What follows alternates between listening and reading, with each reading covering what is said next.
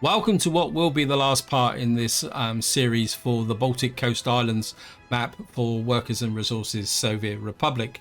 Now, what I will do is explain the reasons why I'm decided to stop this series, and then I'm going to talk a little bit about where I felt I go wrong, and then I'm going to go on to talk about some of the solutions that have been suggested in the comments and some of the solutions. Now, this map hasn't been a total disaster. In fact, if I come up to here, you'll see that I'm actually now starting to make a small profit, and that profit could grow over time. The real reason I'm actually decided to pull this series is that I know that I've made mistakes. I can feel it in deep down that some of my early decisions are now making this map very awkward, and it's now starting to trigger my OCD.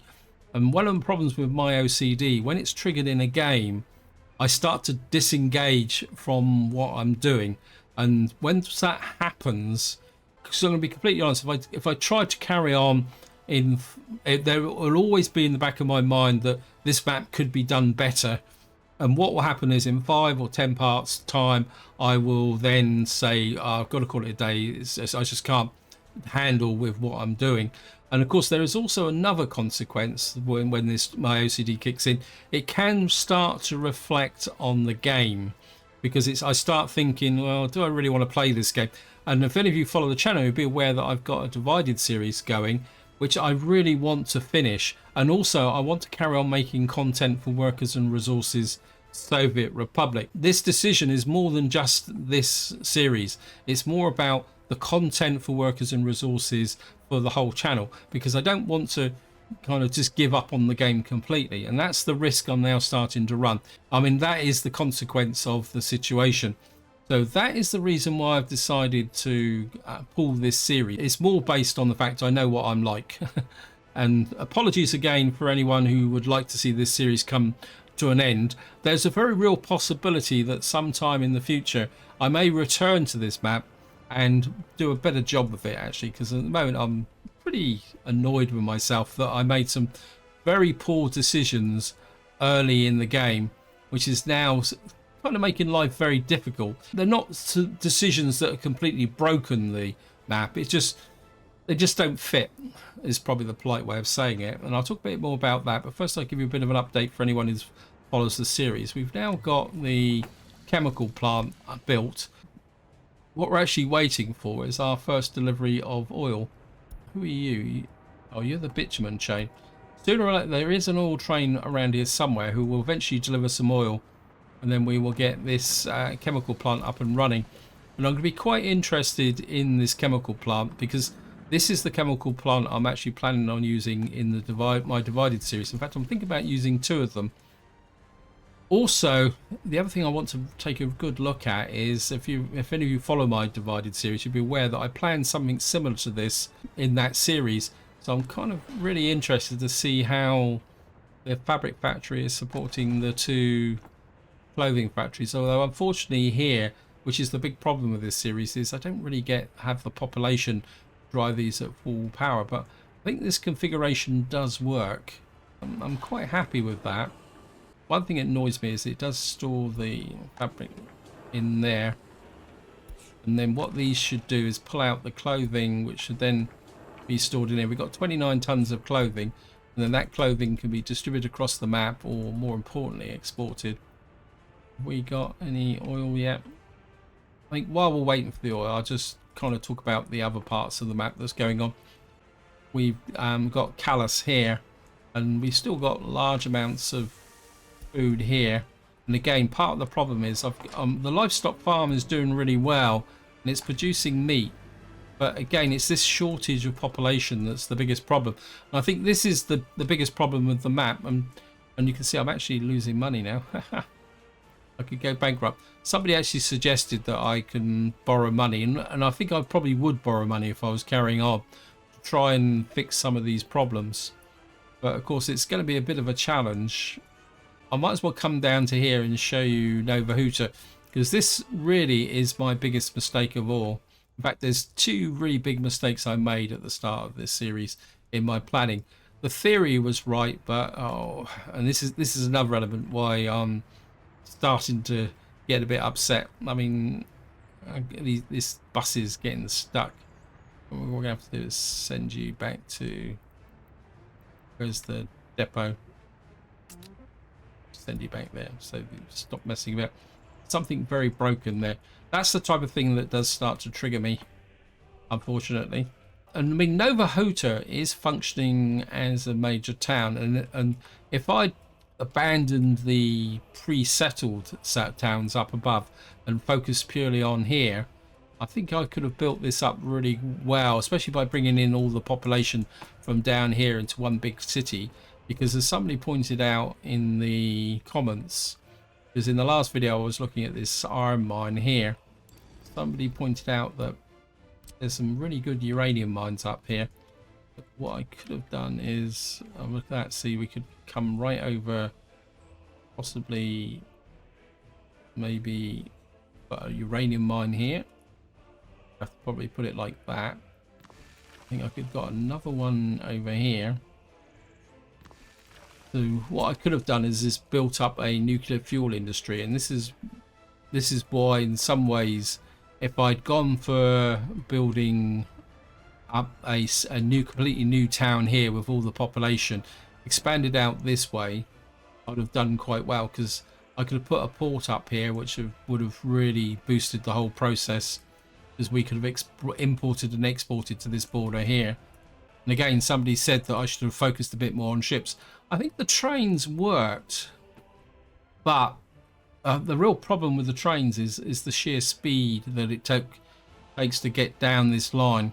But the real solution to this map is this town here, and this is what I should have done in the beginning, is focus very much on building up this town here. I should have not bothered with Callus here, because Callus is not really building up. I mean, the main reason I wanted to build up Callus is because there's some uranium here, and I was going to make nuclear fuel here, but I think it was a bit of a mistake trying to get Callus going, because part of the problem is, if I show you all the mud roads here, when I actually laid this out, I had to duplicate everything. So like, we got a shop here and a shop here, and it's still not really working very well, because you can see here people are still not getting food, despite the fact that we've got our own localized food production at the moment. So we've got very few staff in here, and this is the real weakness of my strategy, is that the population of 8,000 should all be in one town. It shouldn't be distributed across 3 centers, because it's just not growing. Because you can see here we've got 11 over 21s, but that's nothing. And that's the real problem, because again, everything out here is duplicated. So what I should have done is concentrated on this town here, because again, because I built Nova Hota, I've actually had to duplicate all this industry here. What I should have done is left the main town center here, built the new town in this area here. So all the population would have been in this area here. Should have put in 2 or 3 really big fields here. One for producing food, another one for maybe supplying the chemical industry, and another one for biofuel, because I think the trains are effective. And I mean, technically they're running for free now, because I'm running on the biofuel that's manufactured over there. But of course it takes such a long time to transport over. So for example, that say this field farm here, instead of being for food, it could have been for biofuel. And we could have put a biofuel plant, say, about here. And then what we would have done then is all the biofuel could have been shipped straight down into this dispenser here. So effectively the trains would have been running for free. And I think that would have been quite important. So that's the kind of way it's going through. We've now got oil. So we've now got our chemical industry up and running. You can see the chemicals are really pouring out of here quite well, actually. Because of course we're producing 2.7 tons of chemicals a day, and this is the reason why I'm planning on using these chemical plants on my divided series, because we can really get in the resources here. You can see with 200 employees, of course the problem is going to be getting the crops in, but with the attached wood production here, things should go okay. How's the workforce here? So we're now starting to produce a lot of clothes. Yeah, I mean, the clothes is coming out here. That should be going to here. You can see we're getting 26 tons of clothes in here. We're getting chemicals as well. So we're kind of just on break even. And now this chemical plant is running. We should be able to turn that around quite easily. Well, I would if I was going to continue. Other mistakes I made. I didn't develop this enough. I spent too much time and resources building roads out to places that are pretty unproductive. Because, I mean, we are laying out roads here, but the process is very slow. You can see here that because it's taken such a long time to haul the goods out here. And I think this is one of the big factors with this game, that especially with the seasons update now, hauling goods over long distances can be a real pain in the neck. I mean, it was a problem before the seasons update, but now the seasons update is actually kicked in. It's even more of a problem now. Of course, what I've got down here in Nova Huta is overproduction of crops, because we're in April and I've still got loads of crops here. So in some ways it's a case of having everything in the wrong place. This is what's really starting to annoy me. So if I was going to continue with this series, what I'd need to do is try and rationalize this area here, possibly get the crops coming into this area here, because we're probably not really getting the crops in here fast enough. I probably need another distribution office here. And then what I could do is make this more of a food center to try and generate some more profits and make the food supply more local. And probably find because it looks like my construction offices run out of jobs. So it's just kind of, I don't know what that is. Let's have a look. Yeah, it's a small theatre there. Nova Huta is building up. Of course, one thing that didn't help matters very much, I can't remember, is we actually had an epidemic back in February again. I seem to get a lot of epidemics in this game as well. I'm trying to think of what else I need to say. So we got the nuclear fuel industry over here would have been the real economic driver. And as I say, as somebody suggested, I should have built a port and built ships. Although the problem with the ships is that even the ships take a long time to get off the map, especially from this area. Whether the slow speed of the trains or the slow speed of the ships is still a big factor, and I think that's the reason why you really need to just concentrate on one area to get this map up and running as quickly as possible and get all the population in here so that industries are running at a lot better efficiency than they are at the moment. Because even this food industry, see, it's just not running. Yeah, I mean, we can't get enough people in here, because I think if we show you the town hall, the actual population here is only 2,575, which is really, it classifies this town as a starter town, to be honest. It's not even really rated as a proper town at the moment. I don't know how many people are in Nova Huta, because I can't remember building a town office. Let me just see if I can find a town. No, I don't think I actually put in a town hall. That's if I get over the town, isn't it? Did I build a... No, I don't think I actually built a city thing. I mean, I've got a little bit of cash. I'm just curious to see how big this is. So we go to City Hall. If I can drop a City Hall in here. Oh, we got a fire. Fund that. Fund that. Where's the fire? Again, fire has been a little bit of a pain on this map here as well. Oh, well, that's okay. That's under control. See if we can get enough workers in here so that I can see how big the... So you can see even here, Nova Huta is just short of 4,000. So if we can't... So there's 4,000 population in there. And what was it again up here? So we got 4,000, 6,500.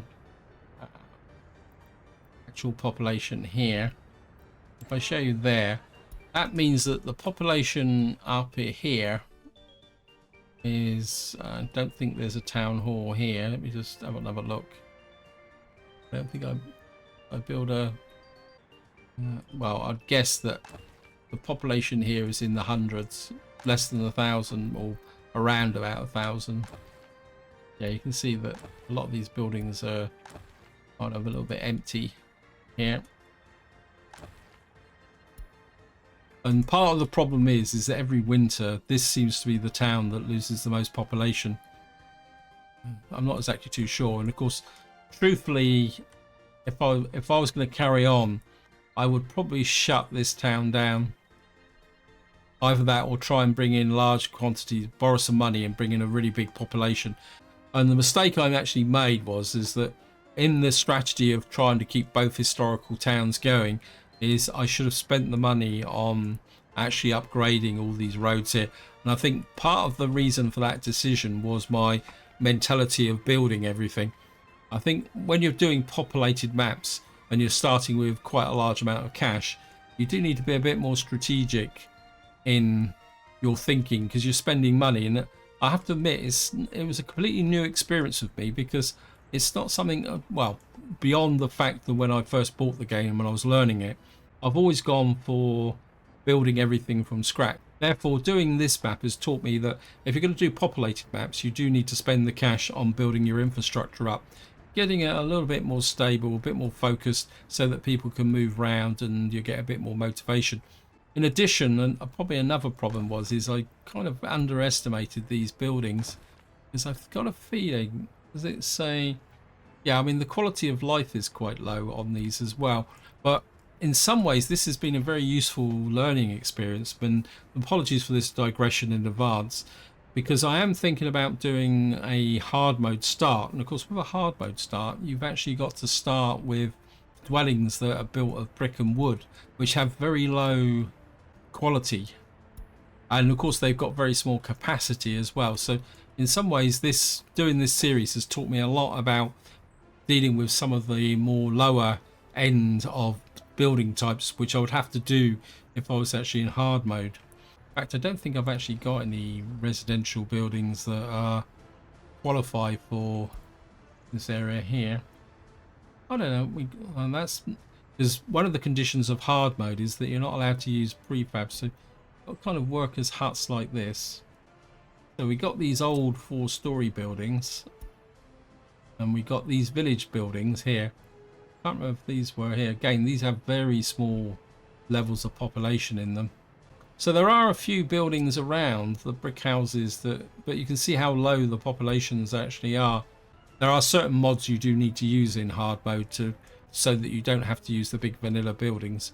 And I'm starting to digress into a potential new series, but yeah, apologies for that digression. Now, I am thinking about doing a hard mode series, but I have learnt my lesson from this series in the sense that I am going to do it. And I think I've got idiots queuing up here, so go away. I don't want workers queuing up in there, because somehow I've built the railway station here. Okay, get out. You shouldn't be going in there. You should be working on my industries. I mean, overall, this chemical system is going quite well. Quite a lot of gravel. You can see here, this modded chemical plant, the overall consumption isn't that high when it comes to wood, considering you're getting 2.7 chemicals per day. I don't know what the consumption is with the standard. Let's just have a look out of curiosity. Now, main reason I don't really like these vanilla chemical plants is that the production is so low. So to get a really realistic or reasonable production from this, you'd have to build about 4 or 5 of these. And the problem is, yes, building 4 or 5 is okay, but because of the way that the factory connections go and the other connections, trying to get these so that they work together effectively, it just kind of creates a spaghetti effect, where I think this building here, I think it's actually modelled on a real life chemical factory as well in Poland, if I remember correctly. I think this actually looks the part. and it's still not over the top because it's only producing like 2.7 chemicals, which is like 3 times the amount of the standard one. And I think the consumption is in proportion as well. I think if I come up, oh, please, thank you, game. So I think if I come in here, we just take a look. Oops, looks like there's a price change. Chemical plant here, so you can actually see that so the vanilla chemical plant produces a third of the modded one, and if you see there, I suppose it uses I suppose 3/7 of 2.1. I mean, the consumption is in proportion with the vanilla, so this isn't really a cheat, it's just making everything look a bit tidier. Anyway, again, apologies for the digression. This isn't part of the series, and I think just to wind the video up, I was going to have a little bit of sweep through, because you can see we're in the 12th of May. Now, it looks like this area here is running with reasonable efficiency, because what we've got is we've got crops still stored in the silos. So at the moment we've got lots of crops. Now the reason we got backlogs of crops, it comes back to the shortage in population, and we've got a similar problem up here. I'll show you here. I mean, I've still got a full silo, and we're rapidly approaching the next harvest because I'm not consuming the food. So one thing I would say, that to get this map really up and running, what you really need to do is concentrate the population so they can work efficiently. I mean, I don't know. I mean, we're getting crops out of here, and I mean, we're pulling the crops in from here, which is working quite well. And I think the food is being produced because we're getting here.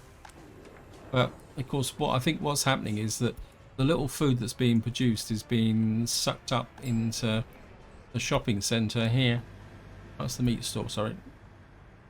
No, obviously the food is disappearing somewhere. Probably exporting it actually by mistake. Anyway, I think I've talked about most things, and I don't want this video to be too long. So apologies again if anyone really wanted to see this series progress.